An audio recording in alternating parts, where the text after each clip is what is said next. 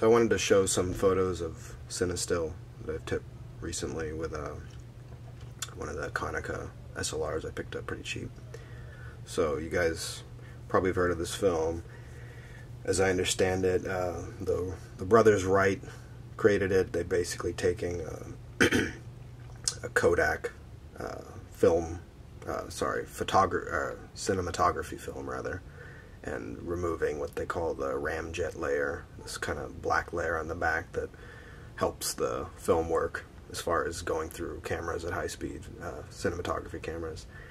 And obviously it's incompatible with the normal C41 color negative developing process, so they had to remove it, and they came up with a way and patented it and everything. But I forget the type of Kodak film it is, but it's tungsten based, which it actually tells you here.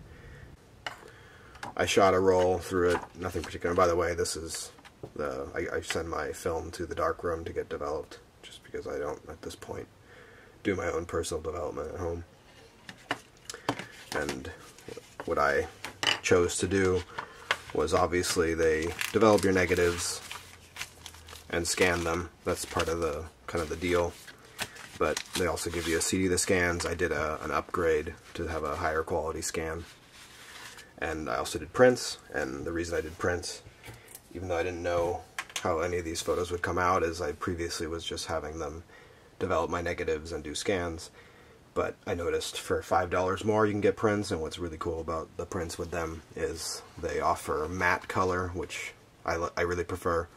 I don't like glossy, and a lot of companies offer what they call luster, or different naming for it. Basically they're just putting a coating over the glossy to kind of give it a subdued look, but it's still the same. This is truly matte. Like when I used to do my own printing of black and white photography, when I learned photography, I'd always do matte paper, and this is kind of the same deal.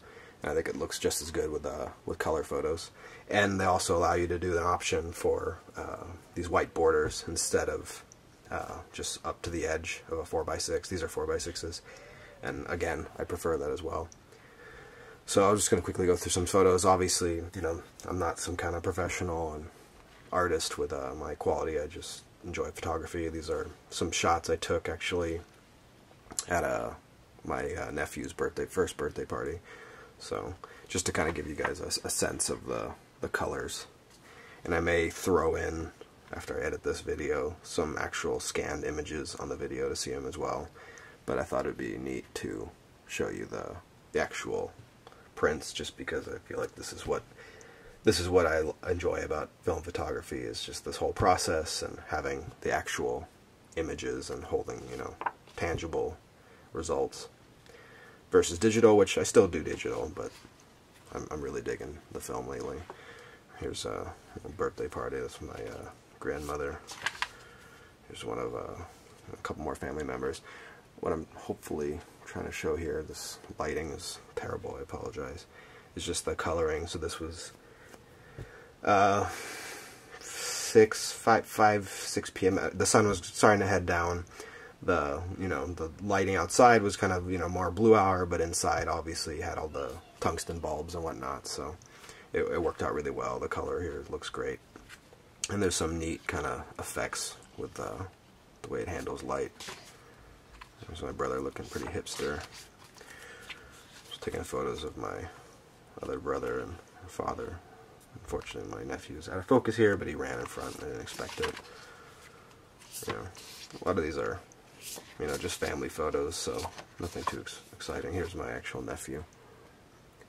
But what I'm trying to show is the handling of the color. This kind of light with obviously with a regular daylight balance film.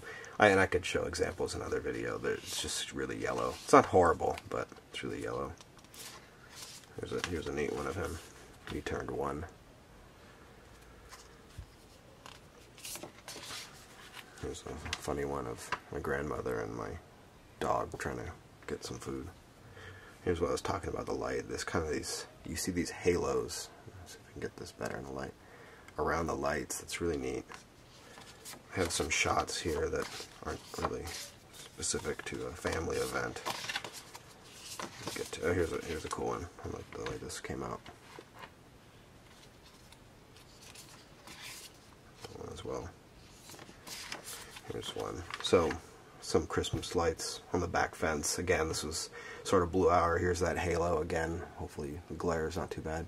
You see this kind of reddish glow around lights. It's really, I don't know what it is exactly, but it looks really neat. Potty training our kids. It's my daughter. She's a total ham for the camera. And again, extremely yellow tungsten bulbs in our bathroom.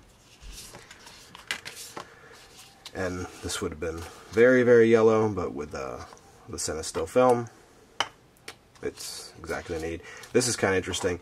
They don't do custom scanning or whatever. This photo I was able to edit it, even though it's I have the JPEG scan.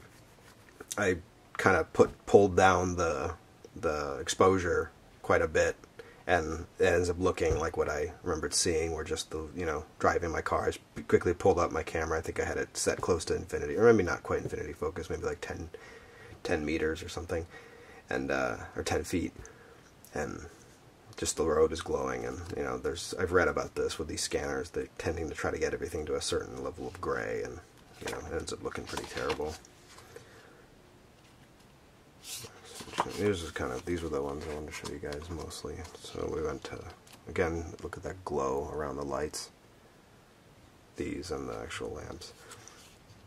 Again, blue hour outside, which you can actually see. This really conveyed it well, and then the tungsten glow. The coloring was cool. This is a really good example of that glow I was talking about. So you can see it around all the lights. Headlights. I don't know what it is, but it's really neat, this kind of reddish glow.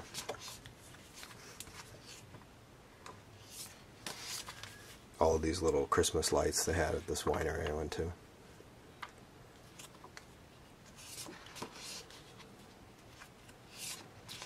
Just took a random shot outside, and this was kind of just test a couple things. Again, this was like a test roll, but I was curious how it would handle.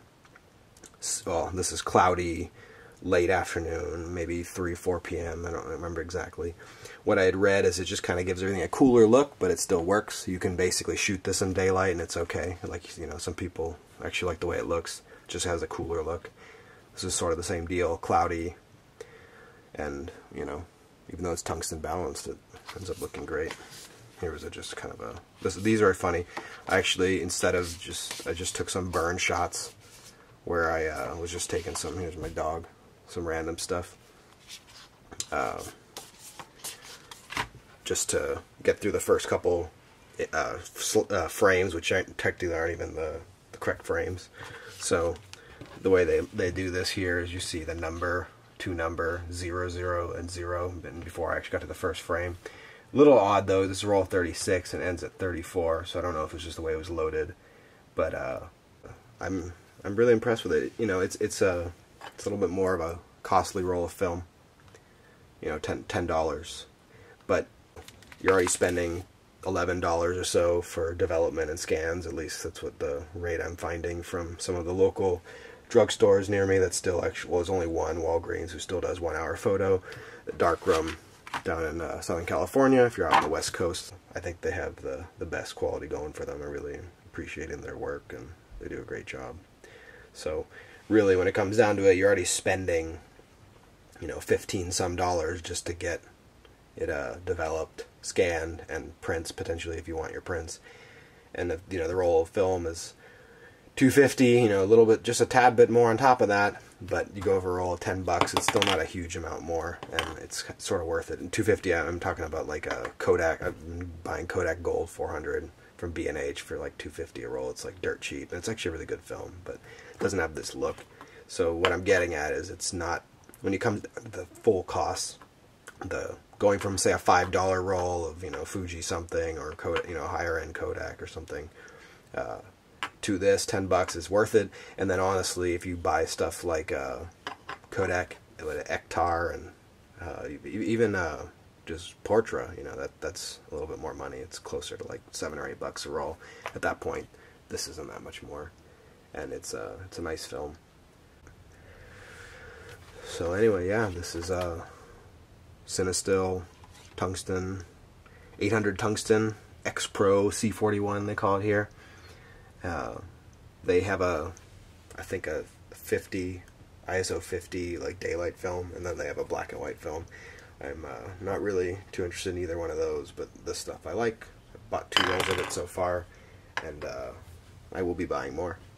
And I saw their Kickstarter for medium format CineStill Tungsten 800.